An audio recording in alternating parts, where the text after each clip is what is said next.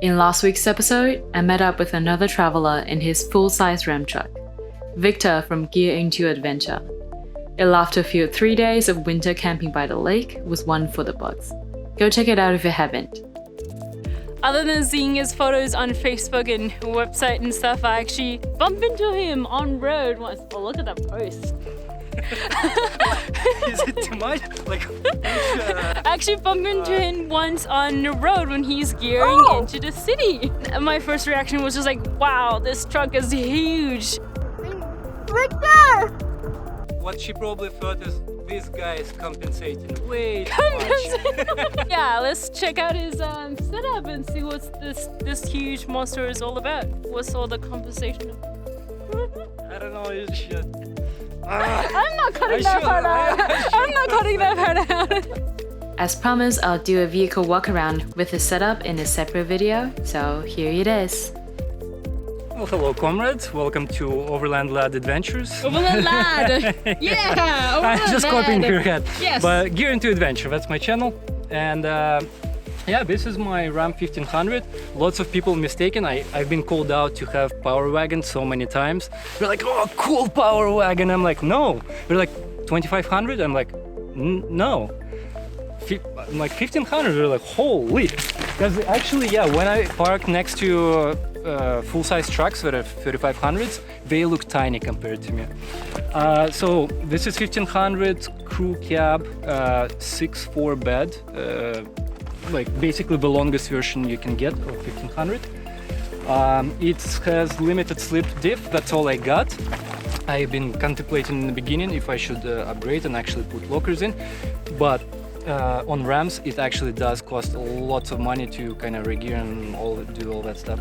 So just traveling throughout time, I kind of realized that you know, the way I travel, and I kind of eased out. Like first year when people get car, everyone wants to catch every pothole, you know, you just want to completely wreck your vehicle to the maximum and test it. Finally, I can go through bumps. Yeah, until you start getting bills for that, and then it's like, calm down, just chill out, man. yeah, let's start driving easier.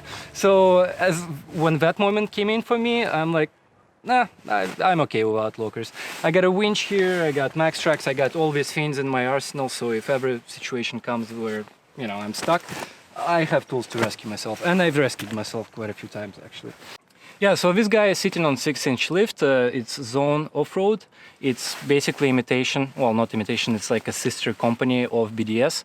And visually, just everything how it looks is absolutely the same, and you know, you save some money if you go for it. I have 35-inch tires. I used to be on 37s when I started, and that was a big mistake. The problem is with 37 tires is that over time your ball joints and everything is so stressed out, trying to spin all that weight, all this mass, is actually why I had to probably switch my whole front earlier this year, or last year actually. Yeah, so this is like, except for differential, everything here had to be swapped. Yes, that's the thing. A lot of people don't realize how changing one thing can have a chain effect reaction with all of your suspension of the system, because everything is angled properly when they just come out of the factory. And then changing angles, yes, lesson to learn, right? They do a good job, basically. So I would say if you do a lift, big lift like mine, 6-inch, whatever, 35s, and if you're driving your, like if your truck is pavement princess, you're probably gonna be fine. But once you put all this weight around and everything, and if you put spacers on your wheels so they stick out and you look bigger than other trucks on the road, then you're putting all this stress on your control arms, and basically you're gonna need to swap parts very frequently, like, you know, on yearly basis if you're actually doing off-road. So my tires are not offset in any way, so there's less stress in general. But when I did change my whole front, like sway bar, where, you know, upper control arm, lower control arm, bolt joints, all that had to be swapped after 4 years of riding. So on upper control arm, I actually have this a special extension bolt joint. It raises about an inch higher and off to the side, and that's to deal with the camber. Because over time, the springs, your shocks, everything kind of sags once you put lift. You're probably gonna lose eventually maybe an inch. I don't know within which time frame, but it's gonna happen. And then so your alignment can get off a little bit, right? And to level the truck, to raise back to get kind of that height that I had to install this separate extension here, and so here we have this beautiful, and it's really sexy bumper. Everyone's like, where did you get it? The thing is, you can't get it in Canada. It's I had to ship it. Actually, I was quoted like $4,000 to ship it here into Canada. Where's it from? Well, from US, but it's not a very known brand. It's called Hammerhead. I can get the label here. So this is full grill for $1,500. What's good about it, because when I was looking for bumpers initially and I wanted full grill, I've been watching too many Australian guys with, you know, full green. Yeah. So in the beginning, when I was getting into Overland, Ronnie Dachel, you know, our comrade, like those type of people were my idols, basically. Yeah. And so I wanted to set up that I could mount antennas or fins, like anything I wanted to, I could have mounting points. And as well, if crash happens with deer or something, and in Canada, there's tons of that stuff. Yes. So that my truck, you know, will survive, and it's not gonna cost me to repair, who knows, or like completely total it. Because yeah, once you put bumper here, it's like, well, yeah, if you're gonna hit deer, it's not really gonna do anything for you. You need protection here. Yes. I actually shipped it into, well, I bought it on some discount thing in States. I had to ship it to some warehouse in States, go pick it up, load it into my truck, and then the shop installed it for me because it's 300 pounds, so there's no way I can alone lift it. It's hard even to lift with two people. It's kind of like, yeah. So it's a pain to deal with if I need to take it off. That's why I've never changed. This is actually chrome here, and I plastic dipped it several times already on top because I hate that chrome. But in order for me to take out grill and actually, you know, get a new one, I need to fully take this bumper off. Oh. And like, you know, is it worth it? Whatever. I'm just gonna ride. Like, who cares? It gets dirty anyway. Good enough. So inside, what's cool about this bumper also, besides the slick design, because many bumpers for full-size trucks, they look bulky. They look ugly. So like all this piping is like 3 times bigger, and it sticks out up to here. And they're also their bumpers, the way they're designed, they usually curve and get lower to where the bumper is supposed to be. Yeah, you lose a lot of clearance. Yeah, and just designs are bad. This is like super good. It doesn't stick out too much into the front. It's not lowering your clearance of approach angle. There's tons of space underneath here to work or put winch in or do anything. So for the winch, I have Smittybuilt X2O. It's slightly older version. I think they have a newer one now.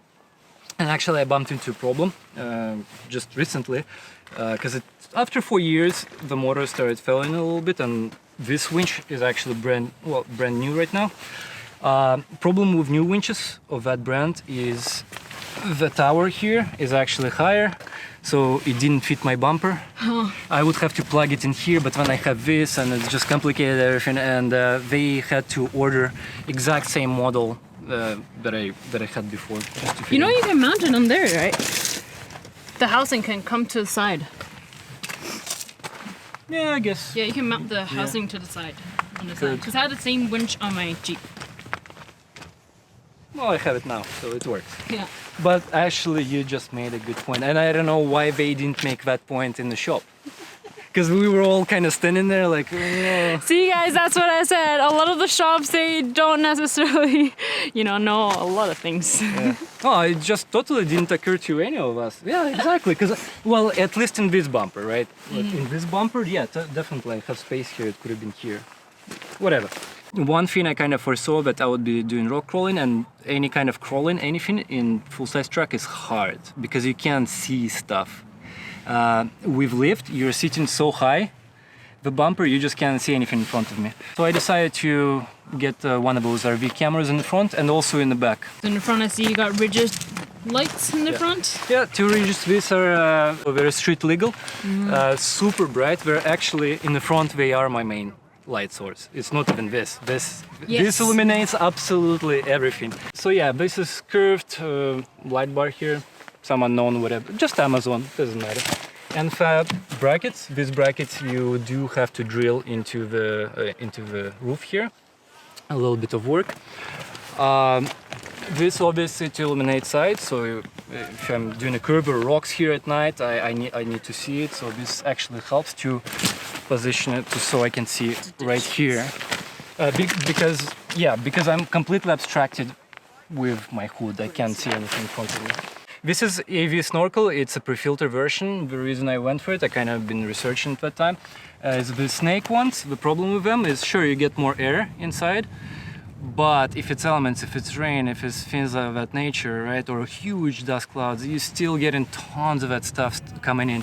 With pre-filter versions, what's cool is you get a little propeller inside, and some chunks kind of fly out. So it's an additional. And you're covered from elements, from everything. It's like this little tower, right? It's getting sucked from under. Because I keep seeing everyone, when traveling in snow and rain, they turn their snake snorkels backwards. And this is just something I don't need to think about. Right. And it looks much slicker on the rams than the snorkel version. So this is a CB antenna, and actually I'm gonna replace it with sonar because no one uses CB. Don't get CB. No one cares about CB. CB is a thing of the past. So get a VHF. In Canada, just like FYI, in Canada. Other people still use CB, yeah. In Australia, it's what, hams? We CB. All right, guys. So this is my second roof. This is completely custom built. My first roof was on a Thule tracker system. It was based actually on the canopy. The canopy had railing specifically done for that, and I overloaded it a couple of times. Then one of the towers actually started snapping because the problem is in the towers of this prefabricated, like branded racks, the metal that is used, it's some kind of different composite. It can get a little brittle. I'm by profession 3D artist, so I kind of came up with this design and gave it to a fabrication shop. It was very, very expensive build, but I'm happy about it because I kind of wanted to make it homier here and put shelves and stuff. So besides being functional, it serves me as well as being like making it homier inside. The canopy here sitting on the bed lip, and then on top you have this giant straight rail with actually, you can put some stuff in here, so that's kind of cool, a little extra things inside. Then, so this is one section. Then second section is bolted on the roof there. That's with pillars coming through the roof. The canopy is actually drilled through. So all the roof right now is sitting not on a canopy, it's sitting on my truck bed, right? So the load is here. There is no way this roof, the canopy could hold because all this steel setup, it's also steel. My mistake, shouldn't have done it. Had to compensate with airbags afterwards. So there you go. Also, don't chip out. Like I should have done it in aluminum. Then I probably wouldn't need airbag. So here we got the deck that I've made. I've kind of been looking at the decks, probably the ones that I made from factory. For full-size trucks, we have truck deck, I think it's called. Basically, problem with it was I probably would have gotten it. It was about this high, 9 inches or something like this. And I wanted to sit inside and still have somewhat space to move around. So that's why I kind of went, okay, I'm gonna do my own.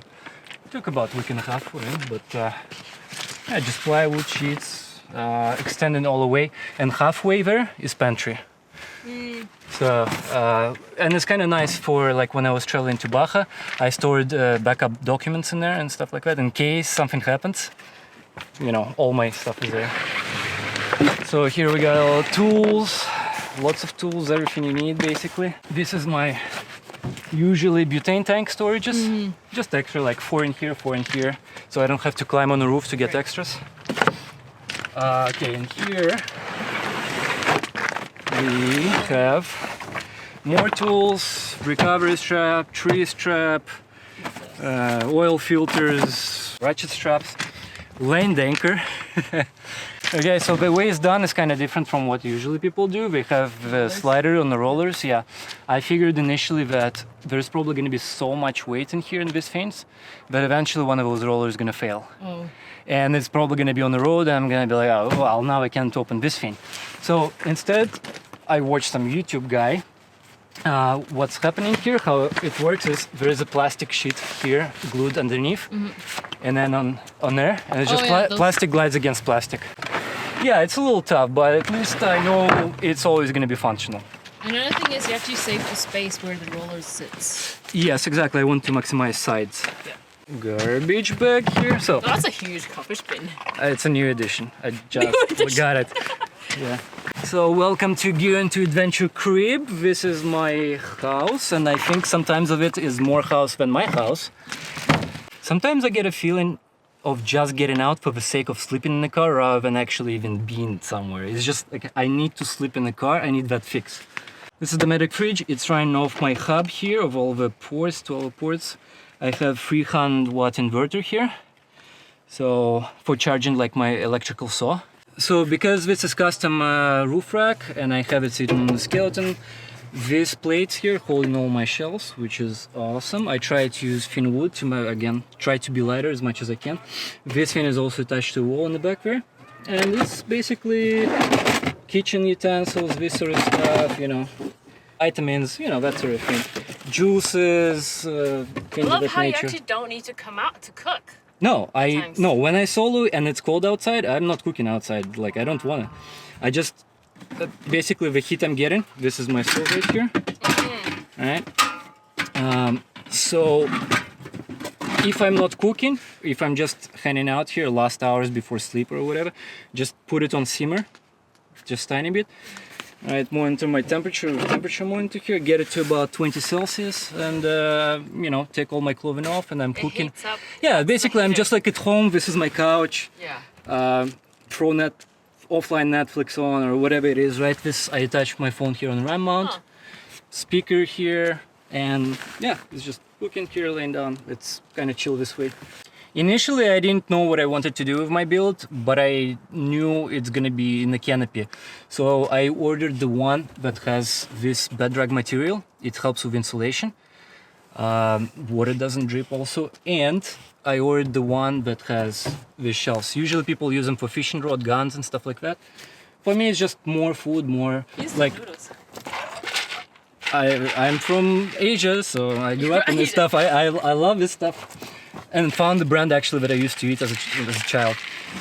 So tire repair kit. So here's my battery booster in case stuff happens. I think I barely use it, but many other people used it by now. My shower is here. It's just deployable from solar. I can hang it somewhere, let it heat, and that's on long trips. That's how I do it.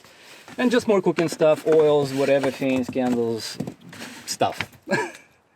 So I got two solar panels, 100 watt each. I didn't have to drill anything on the roof. I used RV tape. The little bit of downside to that is if you get solar panels in a super hot temperature, at like 40 Celsius degree type desert, because they don't have ventilation underneath it, they'll heat up and actually gonna produce less energy. So it's actually gonna defeat the purpose of having mounted it this way. But the way I did it to kind of ease up this in a tape underneath, I cut out a little bit of holes just so some air ventilation is coming in. So here on the roof I got a pod for bulky stuff. It's very light, it's just bulky things like chair. I actually store a chainsaw here. I have body heater, crayfish traps, crab traps. Basically I don't do unloading in seasons. This is set up for anywhere I want to go. I can just go and I have it, right? I can go to seashores, deserts, whatever, like I have things.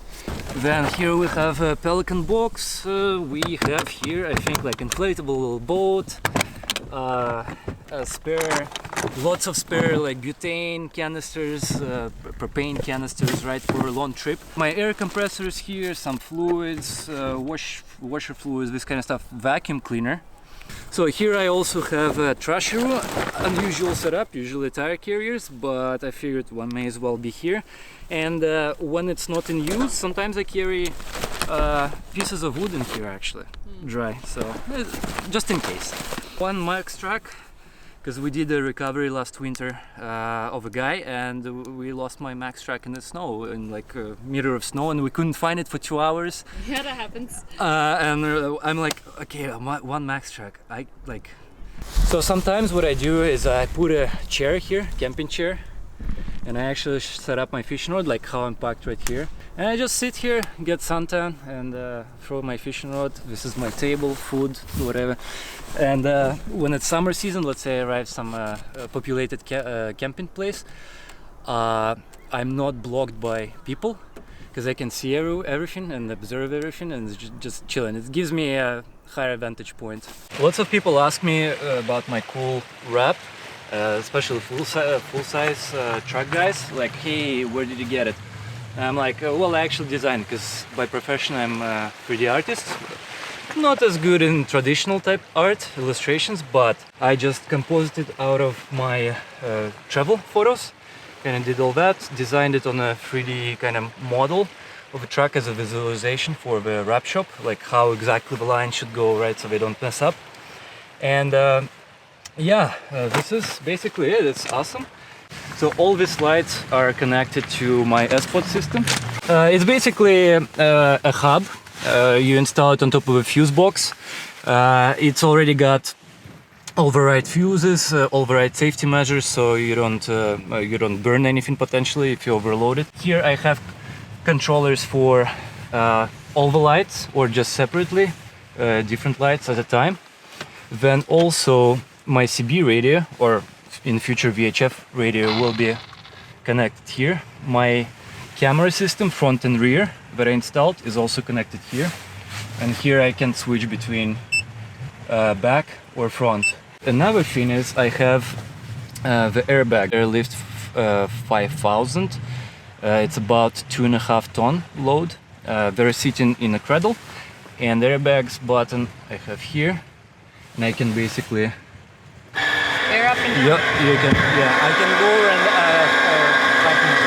and you're not gonna notice that much. It travels about maybe 2 inches tops, but when it's not leveled like this, when I camp on uneven ground, I like just to gain a couple of inches to level the truck and maybe stick an extra rock.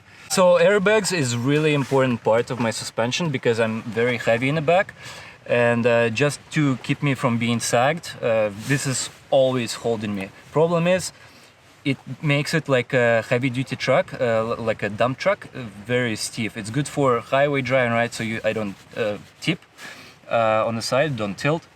But when it comes to off-roading, I have to deflate them down to about half, and that gives a little bit more articulation and bouncing, and for rock crawling type scenarios. They're not attached to the axle, they're sitting in a cradle, so they can just come out in and out. So many people actually ask me what they should do in their setup, and they look at my setup and they're like, oh, I want just like you. I'm like, dude, relax, because I did some of those mistakes. I looked at other people's rigs and I thought, oh, this is my dream idea right there.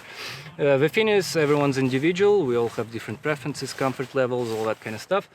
And so just because you think this is what you need and seen it on our person's car, you may not need it. You may be just wasting your money.